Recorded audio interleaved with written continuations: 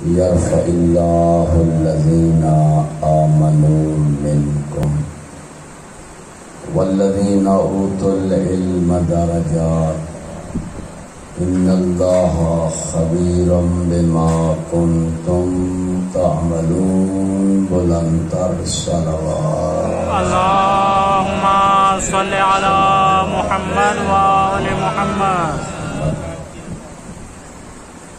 اپنی اپنی تمام عبادات کی قبولیت کے لیے اور اس مجلس اعزا کی قبولیت کے لیے مل کر بآواز بلند صلوات.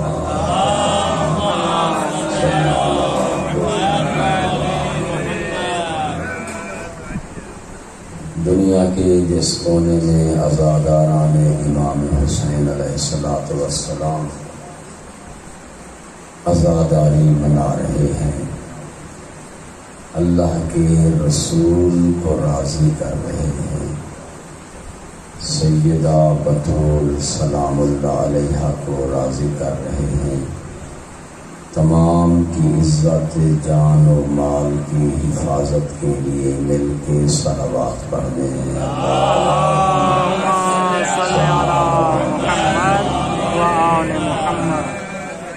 حجت خدا یوسف زہرا سلام اللہ علیہ امام زمان علیہ السلام کی خوشنودی اور ان کے ظہور میں تعجیل کے لیے مل کر صلوات پڑھتے ہیں. اللهم صل على محمد وآل محمد. وعجل فرجهم. اللہ کے حبیب کا پہلا اور آخری حج. اللہ کے حبیب نے اپنی زندگی میں ایک ہی حج فرمایا. جب آیت نازل ہوئی وَلِلَّهِ عَلَى النَّاسِ حِجُّ الْبَيْتِ، لوگوں پر واجب ہے بیت اللہ کا حج کرنا، من استطاع الیہ سبیلا، جس پر حج کرنے کی وسعت قدرت ہو اس پر حج واجب ہے. ارکان اسلام میں سے ایک رکن کا نام ہے حج. حج واجب، جو اس کا انکار کرے وہ دائرہ اسلام سے خارج ہے، اور پھر جس پر واجب ہو جائے اور واجب ہونے کے باوجود نہ کرے وہ بھی حدیث کے مطابق دائرہ اسلام سے خارج ہے.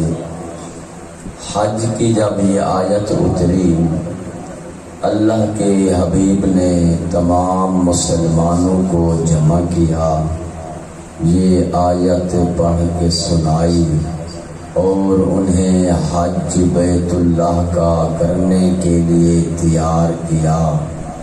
مسلمان آمادہ ہوئے اور پہنچے. مکہ کے نزدیک ایک مقام ہے جس کا نام ہے حدیبیہ.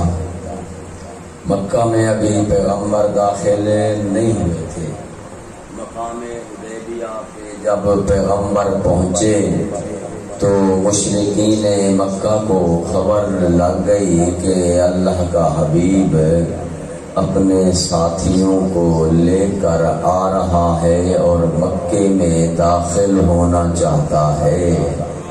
پہلے تو میں نے جیسے آپ نے سماعت فرمایا ہے، مشرکین مکہ کفار مکہ لشکر لے کر جاتے رہے مدینے پیغمبر سے جنگ کرنے کے لیے.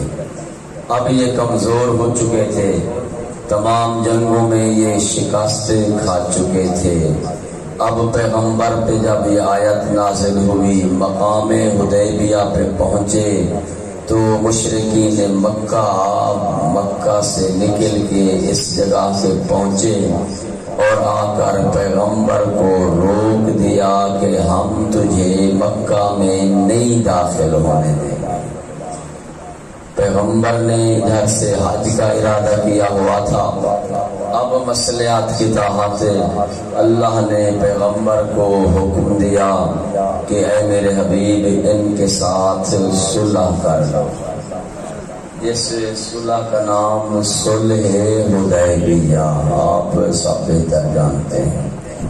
صلح حدیبیہ ہے مصلحت کے تحت ان کے ساتھ صلح کر دو. اور سورہ فتح جو ہے وہاں پہ نازل ہوئی اور صلح اس بات سے ہوئی مشرکین مکہ سے کہ انہوں نے کہا اس سال تم مسلمان مکے میں داخل نہ ہو، اس سال مسلمان بیت اللہ کی طرف نہ جائیں، حج انجام نہ دیں، واپس چلے جائیں.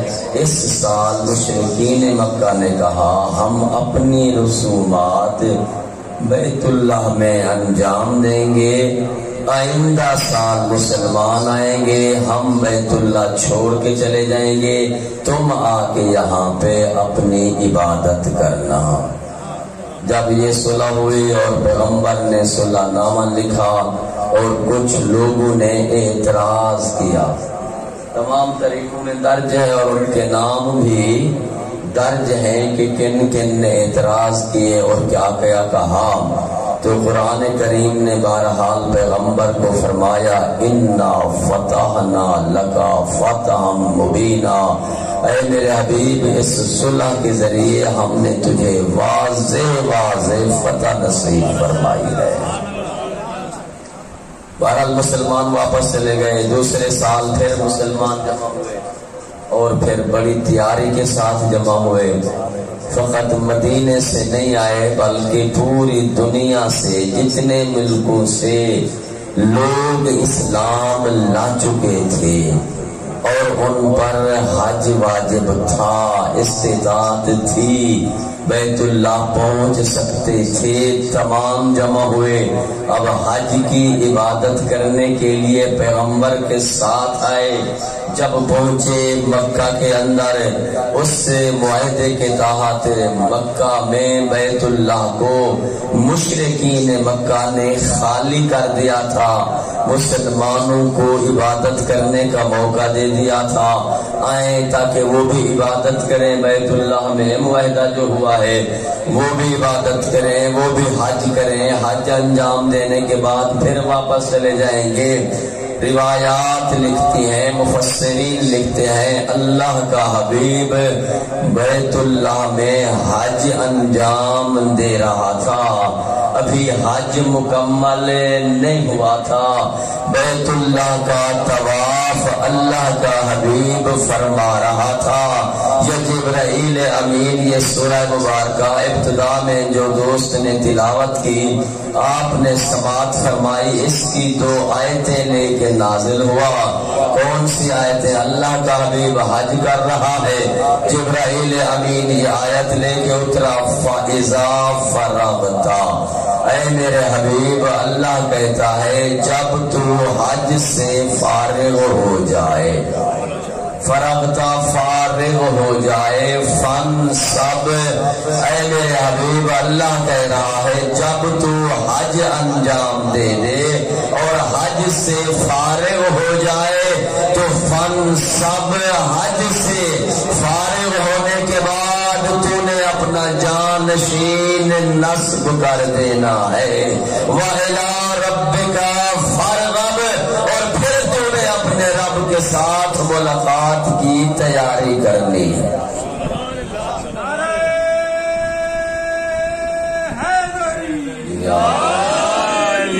جب تو حج کے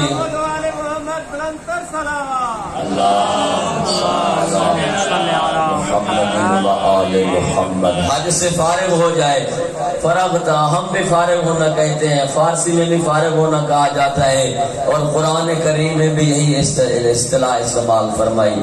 فن سب نصب کرنا، بھی نصب کرنا کہتے ہیں، معین کرنا، لوگوں کو بتا دینا۔ پہلے اللہ نے پیغمبر کو فرما دیا کہ فرغب، اور کیونکہ تو نے پھر جو ہے نصب کرنے کے بعد میرے پاس آنے کی تیاری شروع کر دے، کیونکہ اے میرے حبیب اب تو نے اس دنیا میں تھوڑا عرصہ رہنا ہے، اس کے بعد تو نے میرے پاس آ جانا ہے، لہذا میرے پاس آنے سے پہلے اپنے دین کا محافظ نصب کر دے۔ تمام مسلمان جمع ہوئے ہیں، تمام لوگ آئے ہوئے ہیں، تمام ممالک سے جنہوں نے اسلام قبول کیا ہے اور وہ حج کرنے کے لیے آئے ہوئے ہیں، یہ موقع ہے، تو نے پھر یہ موقع نہیں پانا، سب کو اپنا جانشین نصب کر کے ان کو بتا دینا ہے کہ میرے بعد میرا جانشین اور مجھے میرے ممبر پر بیٹھنا میرا وارث علی ہوگا۔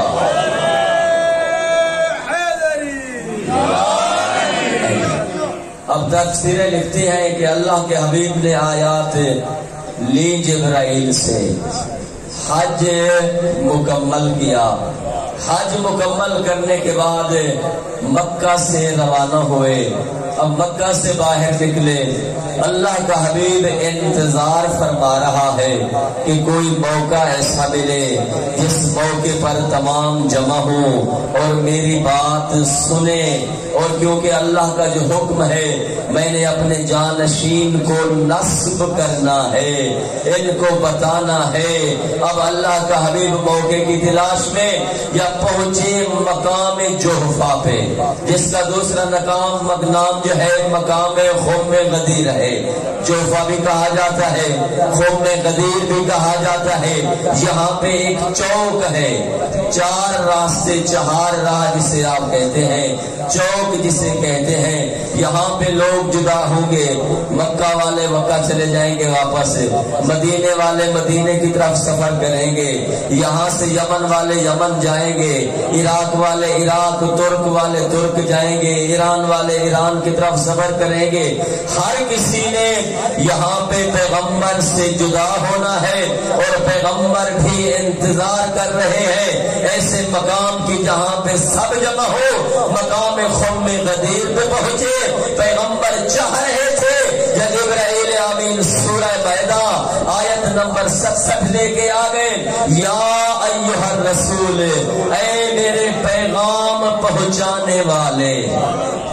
رسول یہاں پہ پیغام پہنچانے والے، نہیں کہا یاسین، نہیں کہا مزمل، نہیں کہا مدثر، تاکہ نبی کو پتہ چلے رسول تیرا کام ہے پیغام پہنچانا، تجھے عہدہ بتایا جا رہا ہے، جو پیغام ہم نے پہنچایا ہے بلغ پہنچا دے، ماں وہ حکم انزلہ جو تجھ پر نازل کیا گیا تھا، فعل ماضی ہے پہلے، کب نازل ہوا تھا؟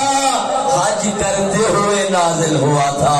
فن سب جانشین کے نصب کرنے کا اعلان حکم پہلے دیا گیا تھا، میرے حبیب وہ حکم جو ہم نے تجھ پہ نازل کیا پہلے اسے پہنچا دے۔ وَإِن لَّمْ تَفْعَلْ، اے میرے حبیب اگر تو نے اپنا جانشین نصب نہ کیا فَمَا بَلَّغْتَ رِسَالَتَهُ، تو پھر تو نے رسالت کا کوئی کام انجام ہی نہیں۔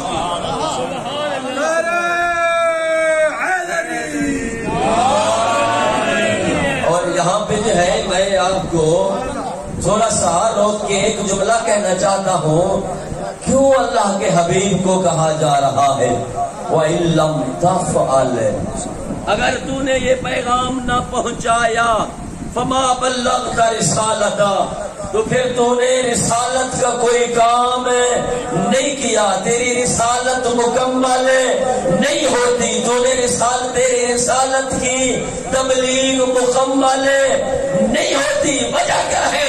وجہ فقط اتنا ہے، خدا بتانا چاہتا ہے اے میرے حبیب اگر تیرے بعد، کیونکہ تو نے تو چلانا ہے میرے پاس بہت جلدی، اگر تیرے بعد لا الہ الا اللہ محمد رسول اللہ اور نمازیں، روزہ، حج، زکات، مکمل دین جس طرح میں نے نازل کیا ہے اور تو نے پہنچایا ہے، اگر اس کی حفاظت کرنی ہے تو تیرے جانشین علی نے کرنی ہے۔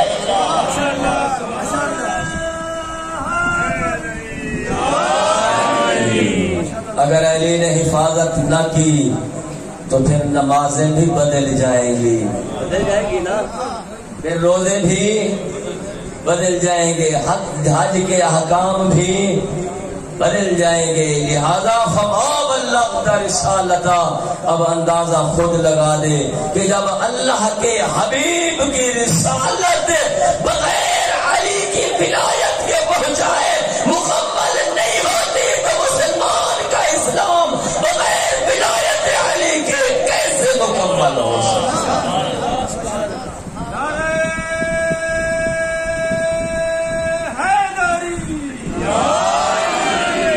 اب پیغمبر نے جو ہے وہاں پہ جب آیت لی جبرائیل امین سے، مفسرین نے بیان فرمایا، پیغمبر نے طویل خطبہ دیا اور پھر اذان دلوائی اور اذان کے اندر جملہ کہلوایا، حی علی خیر العمل، حی علی خیر العمل۔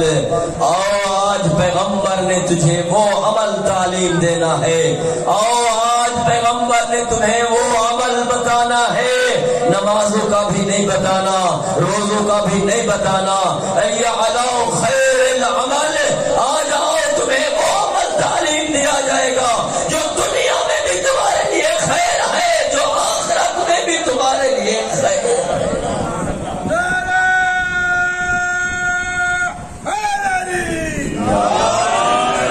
تاریخ گواہ یہی وجہ دیکھیں، آپ جب کسی مومن کا جنازہ پڑھتے ہیں، مومن کا جنازہ جب آپ پڑھتے ہیں، اور یہ دعا مومن کے جنازے میں ہے، بس کسی اور جنازے میں نہیں ہے۔ جب تو جنازہ پڑھتے ہیں کسی مومن کا، ہاں تو چوتھی تکبیر کے بعد یہ دعا پڑھی جاتی ہے، اللہم انا لا نعلم منہ الا خیرا، خدایا جس کا جنازہ میرے سامنے پڑا ہے میں اس سے کچھ نہیں جانتا مگر یہ جانتا ہوں کہ خیر پر تھا، خدایا میں اس سے خیر ہی جانتا ہوں۔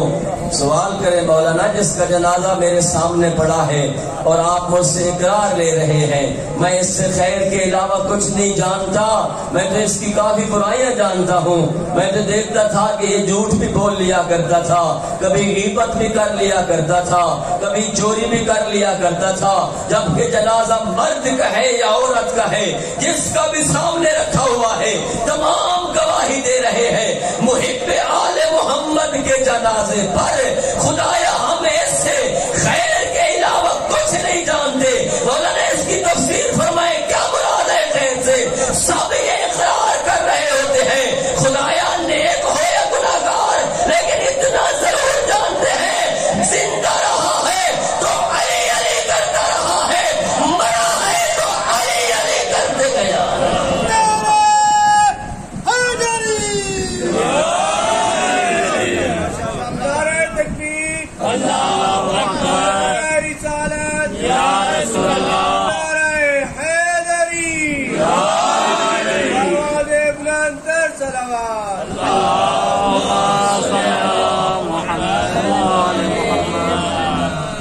اب پیغمبر نے اصحاب کرام رضوان اللہ تعالی عنہم کو جمع کیا، ایک بڑا طویل خطبہ دیا۔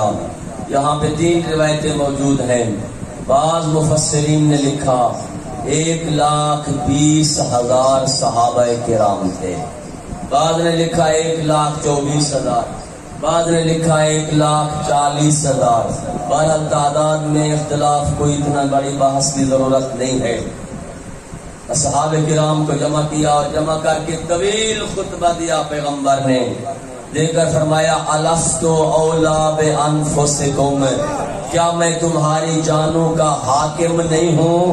کیا میں اللہ کا حبیب تمہاری جانوں پہ حکومت رکھتا ہوں یا نہیں؟ تمہاری جانوں میں تصرف کر سکتا ہوں یا نہیں؟ تمہارے مال میں تصرف کر سکتا ہوں یا نہیں؟ تمہاری جانوں پہ بہتر ہوں یا نہیں؟ قالوا بلا، تمام اصحاب کرام رضوان اللہ تعالی عنہم سب نے کہا بلا یا رسول اللہ، بالکل تو ہماری جانوں کا حاکم ہے، ہماری جانوں کا مالک ہے، تو ہم پر بھی تسلط رکھتا ہے، ہماری جانوں پر بھی تسلط رکھتا ہے۔ تو دیکھ کر فرمایا انظروا الیہ، اب میری طرف دیکھو۔ جب اصحاب کرام نے پیغمبر کی طرف دیکھا، حج کر کے آئے ہوئے تھے، رومال باندھے ہوئے تھے، سامنے سے رومال آئے، دیکھ کر فرمایا اقلبوا ثیابکم، اپنے رومالوں کو اتارو۔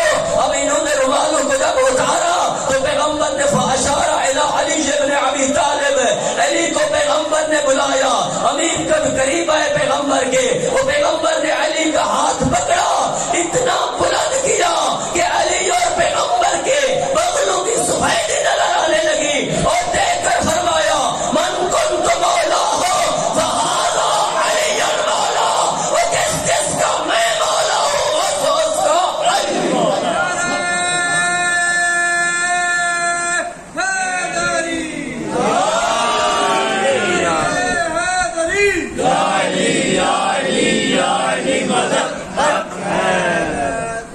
فرمایا جس جس کا میں مولا ہوں اس کا علی مولا ہے، جس کا یہ علی مولا ہے، فہذا علی المولا، اس کا یہ علی مولا ہے۔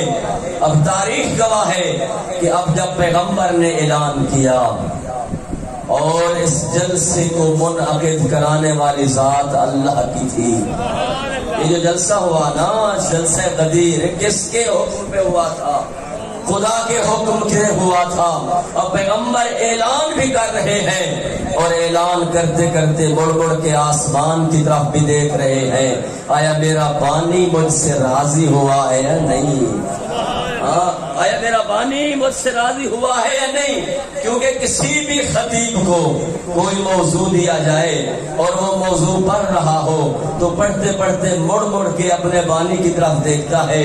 اگر بانی ہے راضی تو سمجھتا ہے کہ میں موضوع کو صحیح پہنچا رہا ہوں، اگر بانی راضی نہیں ہے تو سمجھتا ہے کہ میں نے موضوع کو صحیح نہیں پہنچایا، ابھی اور مجھے محنت کرنی پڑے گی۔ مورخین نے لکھا پیغمبر اعلان بھی کر رہے ہیں من کنت مولا ہو فہذا علی مولا ہو، اور مڑ مڑ کے آسمان کی طرف بھی دیکھ رہے ہیں کہ آیا میرا بانی مجھ سے راضی ہے یا نہیں، آیا میرا خدا مجھے داد دے رہا ہے یا نہیں۔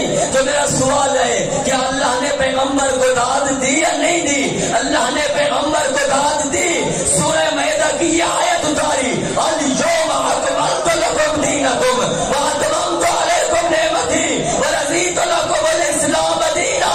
آج علی کی ولایت کے ساتھ میرا دین مکمل ہوا، میری نعمتیں تمام ہوئی، میں اللہ تم پہ راضی ہو گیا۔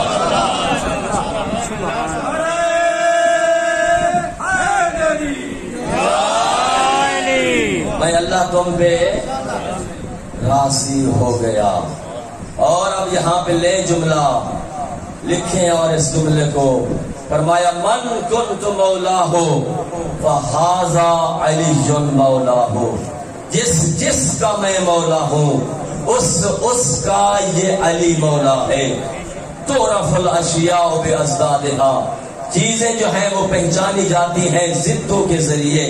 ہاں اگر دن کا پتہ نہ ہو تو رات کو دیکھ لو، دن خود بخود سمجھ آ جائے گا۔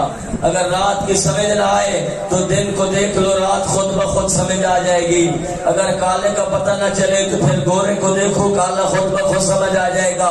یہ قاعدہ اور قانون ہے کہ ہر شے کو اس کی ضد سے پہچانا جاتا ہے۔ عربی میں لفظ ہے مولا، مولا یعنی سردار، مولا یعنی آقا، مولا یعنی سردار۔ اس کی ضد ہے عبد، عبد یعنی غلام، ایسے ہے نا میرے دوست۔ تو مولا سردار، اس کی ضد ہے غلام۔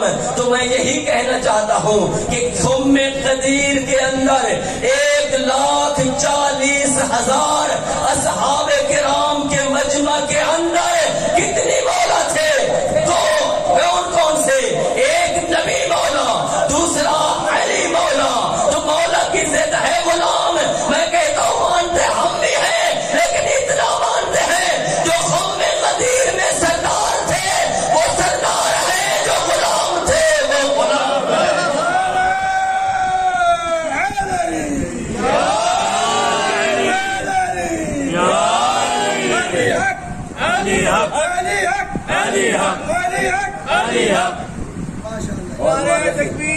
اللہ اکبر یا رسول اللہ حیدری چمن چمن گلی گلی علی علی علی علی چمن گلی گلی علی علی علی نگر نگر گلی گلی علی علی علی نگر نگر گلی گلی علی علی ماں کے ساتھ دل بولا علی مولا علی علی کے مولا ساتھ دل بولا علی مولا علی حیدری آل بلند سلام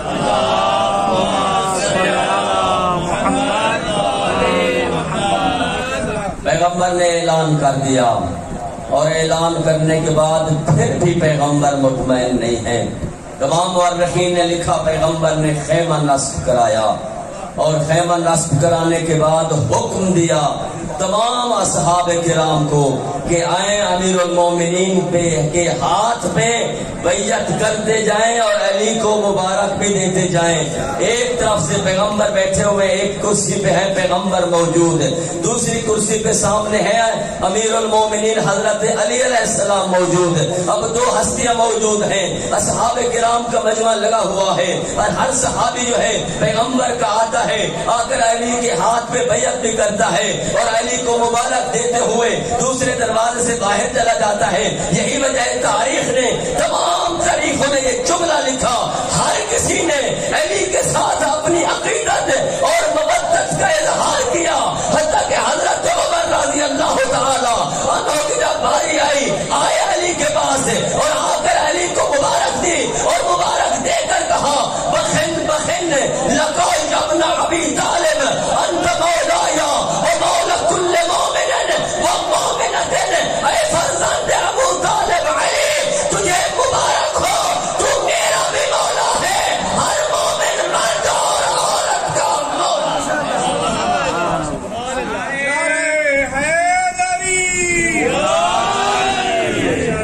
تو میرا بھی مولا ہے، اور اس کے بعد ہر مومن مرد اور عورت کا مولا. اعلان ہوا، پیغمبر چلے، مورخین نے لکھا مدینے پہنچے. حارث بن نعمان فہری، ہاں اس کو پتہ چلا کہ پیغمبر نے علی کی جانشینی کا اعلان کر دیا ہے. پیغمبر نے کہہ دیا ہے جس کا میں مولا ہوں اس کا یہ علی مولا ہے. اب جیسے اس نے سنا، یہ اٹھا اور پیغمبر کے پاس آیا اور آ کر کہا کہ اے اللہ کے نبی، تو نے کہا اللہ ہے، ہم نے دیکھا نہیں تھا مان لیا. تو نے لا الہ الا اللہ پڑھایا، ہم نے خدا کو دیکھا نہیں تھا لیکن مان لیا. تو نے کہا میں اللہ کا رسول ہوں، ہم نے محمد الرسول اللہ پڑھ لیا. تو نے کہا جنت ہے، ہم نے دیکھی نہیں تھی لیکن مان لی. تو نے کہا جہنم ہے، ہم نے دیکھی نہیں تھی مان لی. تو نے فرشتوں کا کہا، تو نے حوروں کا کہا، ہم مانتے گئے. تو نے کہا نمازیں پڑھو، تم پر واجب ہے، ہم نمازیں بھی پڑھتے رہے آپ کے ساتھ. تو نے کہا روزے رکھو، ہم نے روزے بھی رکھے. تو نے جہاد کا حکم دیا، ہم نے جہاد بھی کیا. سمجھ آ رہی ہے کہ کتنا بڑا عملدار ہے، کتنا بڑا عمل کر کے آیا ہے.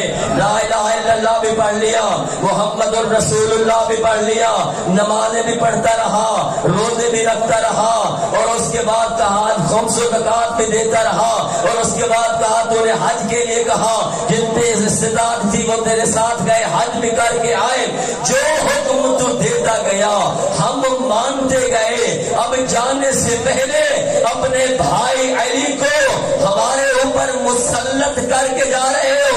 ہاذا من کا او من رب کا، علی کی ولایت کا اعلان اے اللہ کے رسول تیری طرف سے تھا یا تیرے رب کی طرف سے تھا؟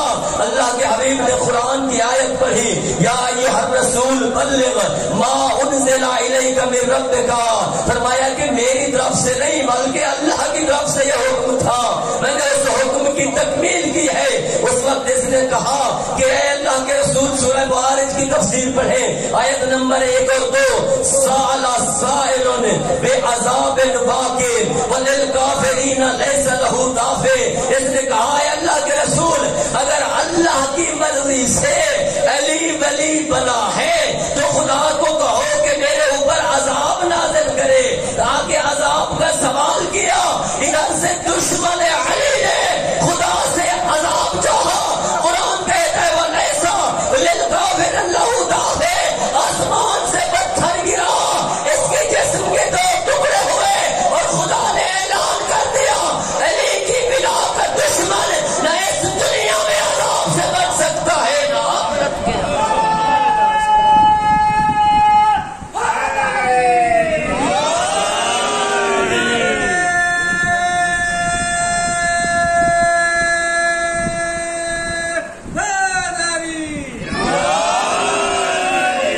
دیکھیں میں یہاں پہ ایک بات عرض کرنا چاہتا ہوں، فعل الحکیم لا یخلو عن الحکمہ، حکیم کا کام حکمت سے خالی نہیں ہوا کرتا۔ خدایا تو حکم دیتا پیغمبر کو، پیغمبر اسے قتل کر دیتے، پیغمبر اپنے اصحاب کرام میں سے کسی کو حکم دیتے، ہاں پیغمبر کا کوئی صحابی بھی اسے قتل کر سکتا تھا، پیغمبر خود علی کو حکم دیتے سے اسے قتل کر دو، علی بھی قتل کر سکتے تھے، نہ پیغمبر نے خود قتل کیا، نہ کسی صحابی نے قتل کیا، نہ علی کو حکم دیا کہ وہ قتل کریں، بلکہ اللہ کی طرف سے عذاب آیا۔ کیوں خدایا اس پہ عذاب تیری طرف سے کیوں ہے؟ آواز قدرت آئے گی۔ میں سمجھانا یہی چاہتا ہوں کہ جب لا الہ الا اللہ کے جو دشمن تھے ان کو علی نے چن چن کے مارا، مشرکین مکہ کے کفار جو لا الہ الا اللہ کے دشمن تھے ان کو بھی علی نے چن چن کے مارا، جو محمد رسول اللہ کے دشمن تھے ان کو بھی علی نے چن چن کے مارا۔ اب خود غدیر میں بتانا یہ چاہتا ہوں کہ لا الہ الا اللہ کے دشمن کو مارا ہے علی نے، علی ولی اللہ کے دشمن کو میں اللہ۔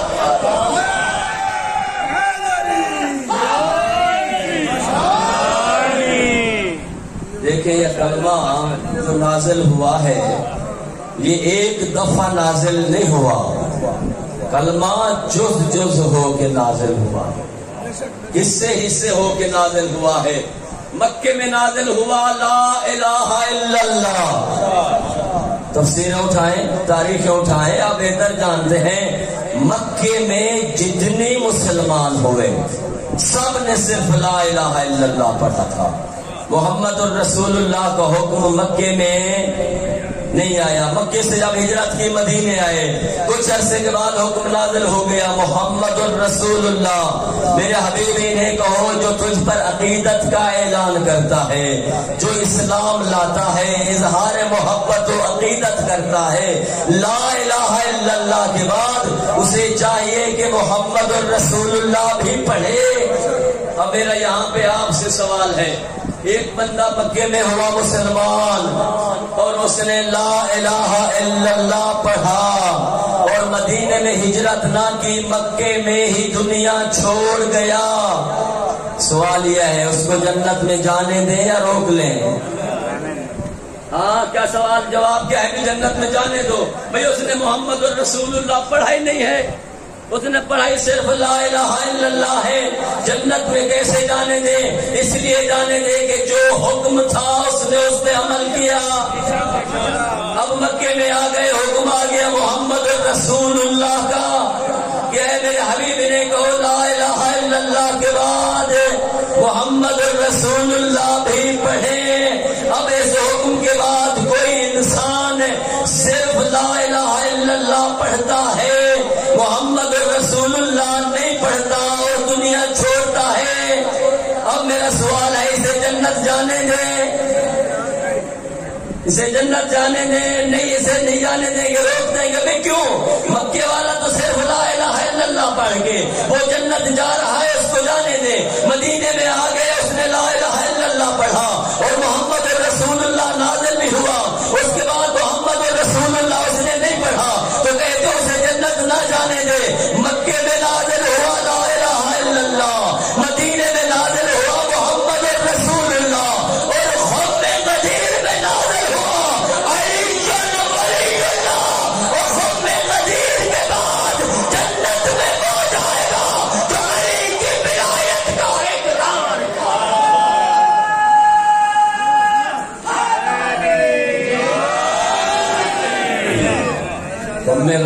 بعد جنت وہ جائے گا جو ولایت علی کی اقرار کرے گا۔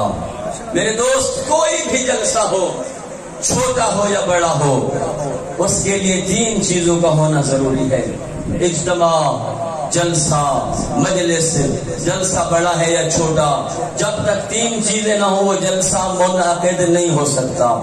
پہلی چیز بانی، جلسے کے لیے بانی کا ہونا ضروری، اگر بانی نہیں ہے تو جلسہ نہیں ہوگا۔ دوسرا خطیب، بانی ہو، پڑھنے والا نہ ہو، جلسہ ہو جائے گا نہیں ہوگا جلسہ، بلکہ ہر جلسے کے لیے جس طرح بانی ضروری اسی طرح خطیب ضروری۔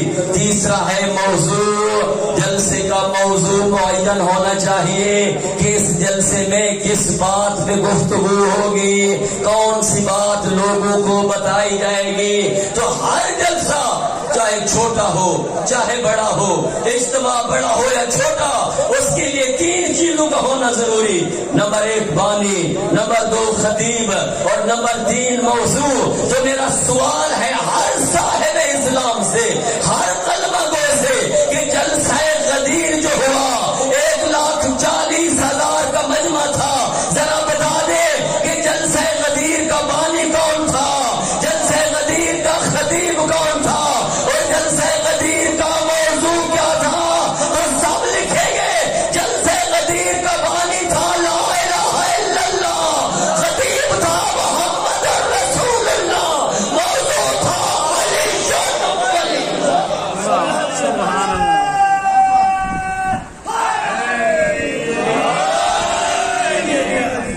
ایک اور آیت پڑھ دیتا ہوں، انما ولیکم اللہ، انما ولیکم اللہ۔ اظہار عقیدت اور ایمان ظاہر کرنے کے لیے تمہارا پہلا ولی اللہ، ورسولہ، دوسرا ولی اللہ کا رسول۔ آیت رک گئی نہیں، والذین آمنوا الذین یقیمون الصلاۃ ویؤتون الزکاۃ وہم راکعون، اور تمہارا تیسرا ولی وہ جو حالت رکوع میں زکات دے۔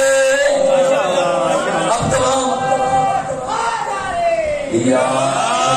تمام تفسیریں اٹھائیں، تفسیر الکبیر کے اندر بھی دیکھیں کہ تمام تفسیریں چاہے اپنی ہے یا غیر کی متفق ہے اس بات پہ کہ حالت رکوع میں زکات دینے والی ذات علی بن ابی طالب کی تھی۔ یہ آیت اس کے لیے قصیدہ بن کے آئی، کہا انما ولیکم اللہ، تمہارا پہلا ولی اللہ۔ ہم نے پڑھا لا الہ الا اللہ ورسولہ، دوسرا ولی اللہ کا رسول، ہم نے پڑھا محمد رسول اللہ۔ آیت رک جاتی تو ہمارا کلمہ بھی رک جاتا، آیت نہیں رکی، فرمایا والذین آمنوا الذین یقیمون الصلاۃ ویؤتون الزکاۃ وہم راکعون، ہم نے پڑھا علی جان علی۔ سبحان اللہ۔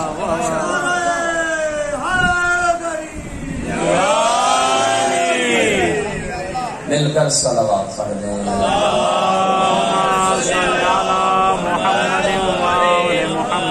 یا ایھا الذین آمنوا اطیعوا اللہ، اے ایمان والو اللہ کی اطاعت کرو، ورسولہ، اور اللہ کے رسول کی اطاعت کرو، وَأُولِي الْأَمْرِ مِنْكُمْ، اور اس کی اطاعت کرو جو صاحب امر ہے۔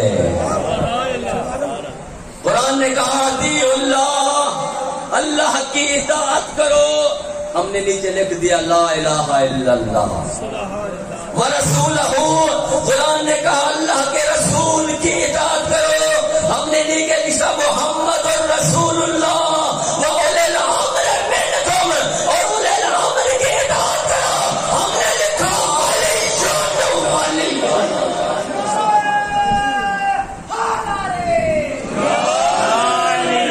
اور پیغمبر فرماتے ہیں لما عرضت علی السماء، جب میں معراج کرنے گیا آسمانوں پہ، رأیت مکتوبا علی ابواب الجنہ، اور پھر مجھے جنت کی سیر کرائی گئی، میں آسمانوں پہ معراج کرنے کے لیے گیا اور مجھے جنت کی سیر کرائی گئی.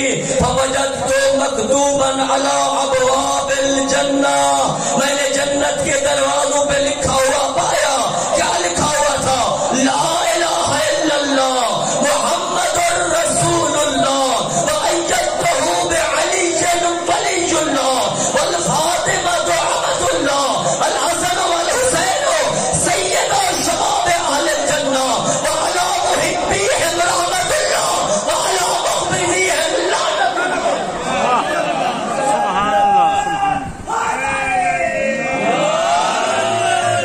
اللہ کے علاوہ کوئی عبادت کے لائق نہیں. محمد اللہ کے رسول ہیں اور میں نے لا الہ الا اللہ محمد رسول اللہ منوایا ہے علی ولی اللہ کی تائید کے ساتھ. حسن اور حسین جوانان جنت کے سردار ہیں اور بطول اللہ کی سچی کنیز ہے. جملہ یہاں پہ ختم نہیں ہوا. فرمایا وعلی محبیہم رحمت اللہ، جو ان پانچ سے محبت کرے گا اس پر اللہ کی رحمت ہوگی، اور جو ان پانچ سے بغض رکھے گا دنیا بھلے چپ رہے اس پر اللہ کی لعنت.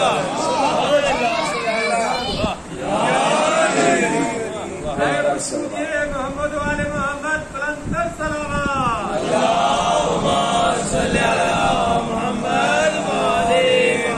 ہاں تو دوستان محترم،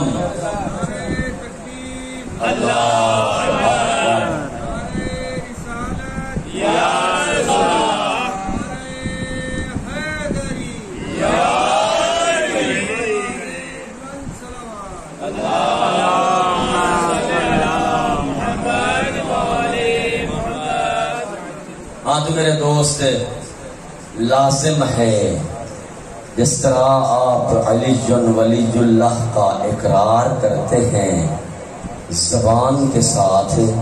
پہلے میں نے عرض کیا، فرمایا الست باولی انفسکم، تمہاری جانوں کا حاکم. میں اللہ کا حبیب تمہاری جانوں کا حاکم ہوں یا نہیں؟ فرمایا حاکم. تو فرمایا جس طرح میں تمہاری جانوں پر حاکم ہوں اسی طرح علی تمہاری جانوں پر حاکم ہے. علی کو حاکم ماننے کا معنی یہ بنتا ہے، ایک تو علی کو مانو اور دوسری علی کی مانو. علی کو مانو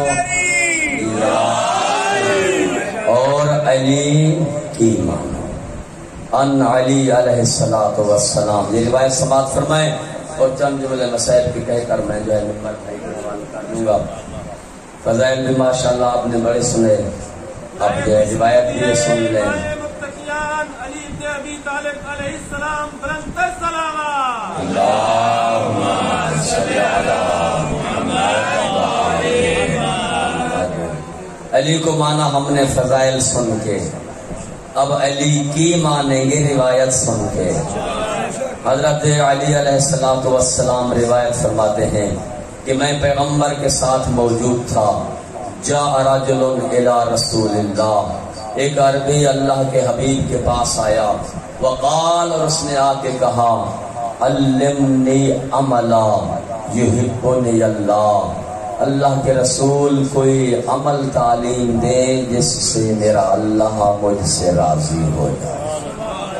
وَيُحِبُّنِيَ الْمَخْلُوقُونَ، کوئی ایسا عمل تعلیم دے جس سے اللہ کی مخلوق مجھ سے راضی ہو جائے. وَيَسْرِيَ اللَّهُ مَالِي، اللہ کے رسول کوئی ایسا عمل تعلیم دے کہ دنیا میں مال دولت پیسہ زیادہ آئے. وَيَسِّرْهُ بَدَنِي، کوئی ایسا عمل تعلیم دے دنیا کی کوئی بیماری میرے قریب نہ آئے. وَيُطِيلُ عُمَرِي، کوئی ایسا عمل تعلیم دے کہ میری زندگی لمبی ہو، اس سے دنیا میں زیادہ جینا چاہتا ہوں. وَيَحْشُرُنِي مَعَكَ، اللہ کے رسول کوئی ایسا عمل تعلیم دے قیامت کے دن مجھے آپ کی آل کی شفاعت نصیب ہو. فرمایا ھذا ست خصال، تو نے مجھ سے 6 چیزوں کا سوال کیا ہے، اللہ راضی ہو، اللہ کی مخلوق راضی ہو، دنیا میں مال زیادہ آئے، پیسہ زیادہ آئے اور لمبی زندگی اس دنیا میں جیے، کوئی بیماری تیرے پاس نہ آئے، اور قیامت کے دن تجھے میری اور میری اولاد کی شفاعت نصیب ہو۔ تحتاجو الی 6 اعمال، یہ 6 چیزیں 6 عملوں کی محتاج ہیں۔ اذا اردت ان یحبک اللہ فخف واتقی، جب خدا کو راضی کرنا چاہے تو پھر متقی بن جا، جب تو متقی بنے گا تو اعلان کرے نہ کرے، اللہ کہے گا میں متقین سے محبت کرتا ہوں، جنت بھی تیری مشتاق ہوگی، علی بھی متقی کا امام بنتا ہے۔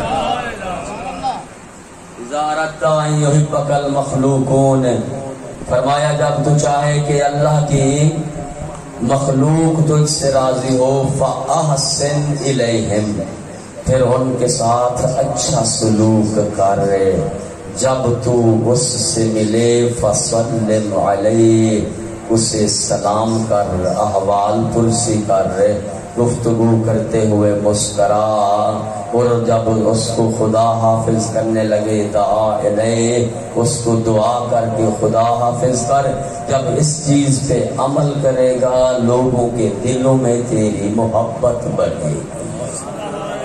آج کل ہمارے ہاں تو سلام کا جو ہے بالکل رواج ہی نہیں رہا، بالکل لوگ جو ہے سلام کو بھول چکے ہیں۔ سلام سنت محمد مصطفیٰ صلی اللہ علیہ وآلہ وسلم ہے، حکم ہے جب مومن مومن سے ملے تو پہلے کہے السلام علیکم، ادھر سے جواب ملے وعلیکم السلام۔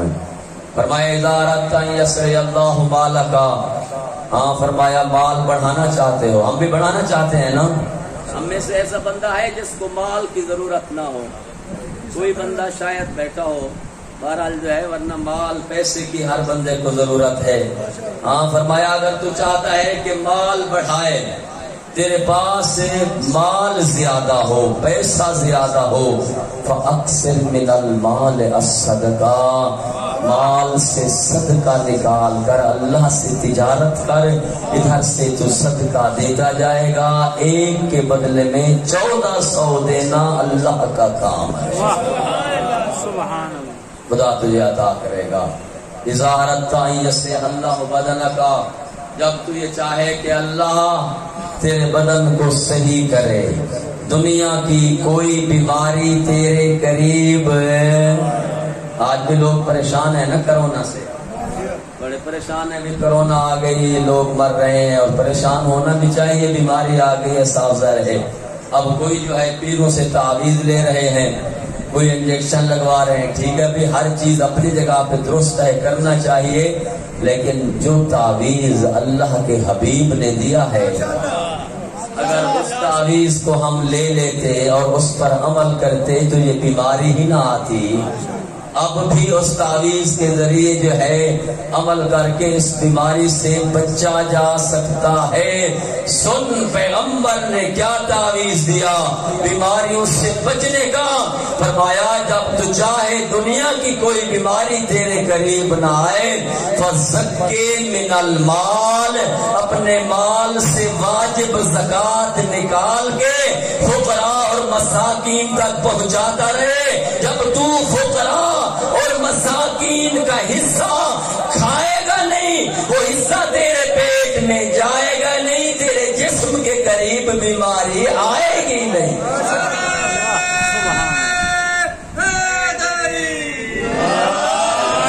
سب جو ہے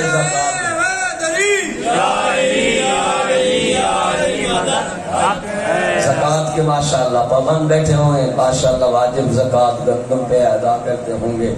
اذا اردت ان یطیل اللہ، اذا اردت ان یطیل اللہ عمرک، فرمایا جب تو یہ چاہے کہ اللہ کی ذات تجھے لمبی زندگی عطا فرمائے، اور اس دنیا میں زیادہ جینا چاہتا ہے، ہر انسان زیادہ جینا چاہتا ہے، اگر اس دنیا میں لمبی زندگی پانا چاہتا ہے اور اس دنیا میں زیادہ جینا چاہتا ہے تو فرمایا فصل ذوی ارحامک، اپنے رشتہ داروں کے ساتھ صلہ رحمی کر، وہ تیرے ساتھ لڑے تو معاف کرتا جا، وہ لڑتے جائیں تو معاف کرتا جا، میں اللہ کا حبیب ضامن ہوں، تو ایک صلہ رحمی کرے گا اللہ کی ذات تیری زندگی 30 سال لمبی کر دے گی۔ ایک صلہ رحمی سے 30 سال لمبی زندگی اللہ کی ذات کرے گی۔ چھٹی اور آخری چیز پیغمبر کی، اور جو بہت ضروری ہے، ہر انسان کے لیے ضروری ہے، دنیا تو انسان گزار لیتا ہے لیکن آخرت ہر بندے کو چاہیے۔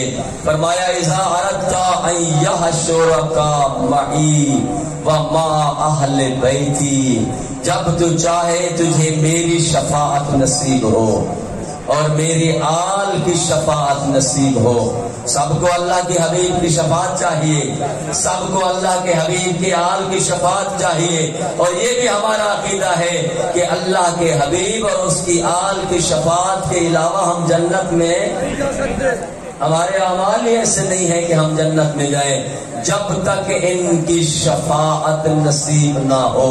فرمایا اگر میری اور میری آل کی شفاعت چاہتا ہے فَعَدِلْ السُّجُودِ بَيْنَ يَدِ اللَّهِ الْجَبَّارِ، اللہ کی دربار میں لمبے سجدے کیا کر، اللہ کی دربار میں لمبے سجدے کیا کر، اور پھر انسان مسجد کا منہ نہ دیکھے، سجدے کا پتہ ہی نہ ہو، اور پھر جنت پہ امید لگا بیٹھا ہو، مشکل۔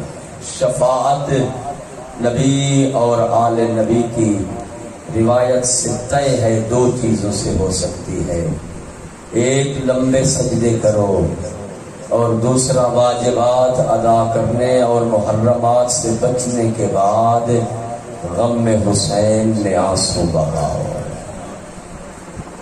جو انسان مجلس حسین میں بیٹھ کر پرسہ دیتا ہے بطول کو، روایت کا مسلم روایت ہے، بروز محشر کچھ لوگ ہوں گے فرشتے جنہیں جہنم میں گھسیٹ کر لے کے جا رہے ہوں گے، ان کی نیکیوں میں کمی آ جائے گی، نیکیاں کچھ کم ہوں گی، اس بنا پر فرشتے نے گھسیٹ کر جہنم میں لے کے جا رہے ہوں گے، آواز آئے گی اے فرشتے روکو، اس کی ایک امانت میرے پاس ہے۔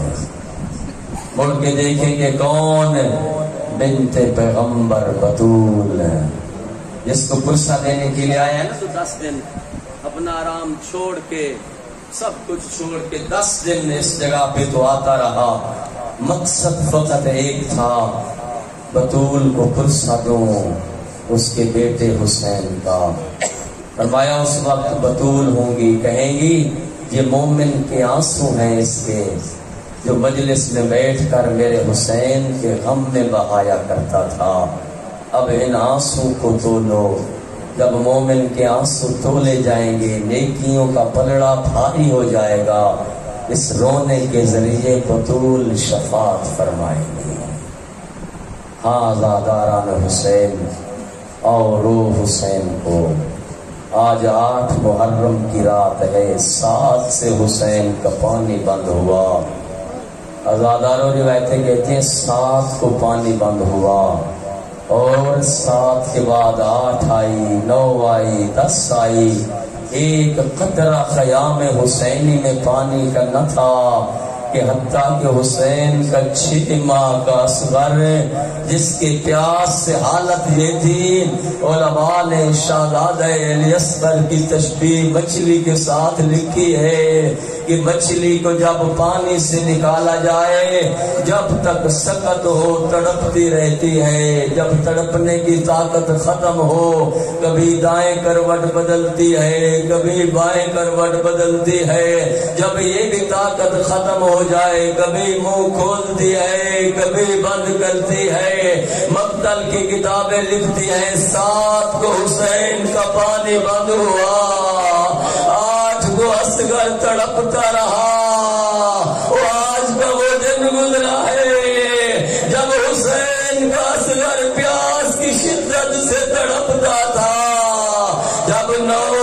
صبح ہوئی تڑپنے کی طاقت ختم ہوئی، کبھی دائیں اصغر کروٹ بدلتا ہے تو کبھی بائیں کروٹ بدلتا ہے، اور جب 10 محرم ہوئی اصغر کی یہ طاقت بھی جواب دے گئی، پیاس کی شدت سے منہ کھلتا ہے تو بند نہیں کر سکتا، بند کرتا ہے تو پھر کھول نہیں سکتا۔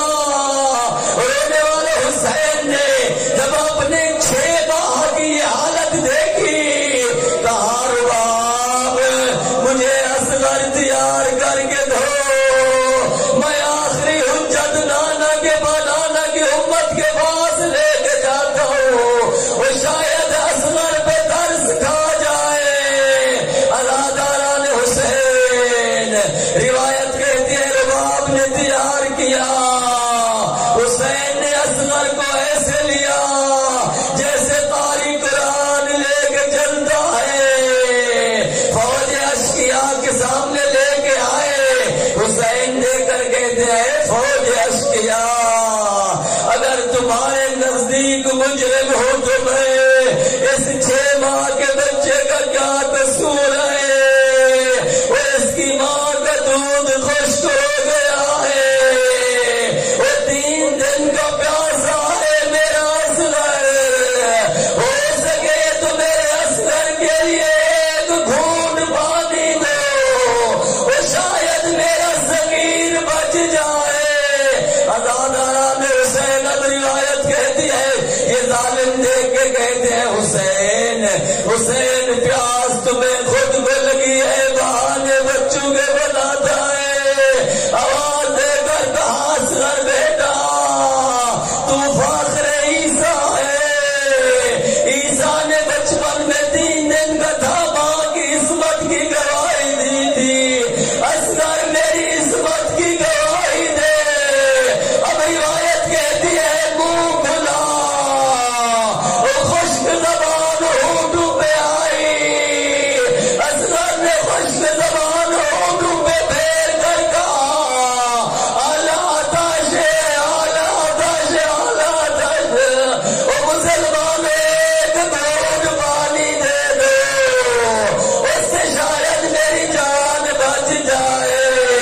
ہاں زاداران حسین اب روایت کہتی ہے فوج اشقیاء میں کہ انقلاب آنے لگا، ایک دوسرے کو دیکھ کر کہتے ہیں ہمیں تو لے کے آئے، کہتے تھے یہ باغی ہے، وہ جن کے 6 ماہ کے بچے عربی میں فصیح کلام گئے وہ کبھی باغی نہیں نمازی ہوا کرتے ہیں۔ ابن سعد نے بلایا حرمل کو اور بلا کے کہا حرمل اقطع کلام الحسین، حرمل حسین کی آخری حجت تمام کر۔ ازادار روایت کہتے ہیں ایک ظالم نے 3 پھلا تیر لیا، وہ تیر جو جنگ میں حیوان کو مارا جاتا تھا اصغر کا نشانہ بنایا، تیر زمین پہ گرا، دوبارہ نشانہ بنایا پھر گرا۔ اب ابن سعد اس کی پسر ساتھ قریب آیا، آگے کہتا ہے حرمل تو بڑا ہوشیار ہے، حرمل تو بڑے اپنی شجاعت کا تمنا کرتا تھا، دعوے کرتا تھا، تو 6 ماہ کے بچے کو تیر بھی نہیں مار سکتا۔ حرمل کہتا ہے میرے ساتھ ٹھہر، اور جب میں تیر کا نشانہ بناتا ہوں وہ خیمے کا پردہ اٹھتا ہے، ایک خاتون ہے اور جس نے قرآن سر پہ رکھا ہوا ہے، اور ایک کہتی ہے ظالم اپنا تیر بھی دیکھ اور میرا صغیر بھی دیکھ، تیر چلا ملا لوزر اصغر کے گلے میں تیر لگا، وہ خون جاری ہوا، اصغر نے مسکرا کے جان دی، حسین نے کہا انا للہ و انا الیہ راجعون۔ آزاداران حسین اب روایت کہتی ہے حسین لے کے چلے اور آ کر چھوٹی سی قبر بنا بڑھائے، اصغر کو قبر میں رکھا، حسین نے کربلا کی گرم ریت ڈالنا شروع کی، پاؤں پہ ریت ڈالی،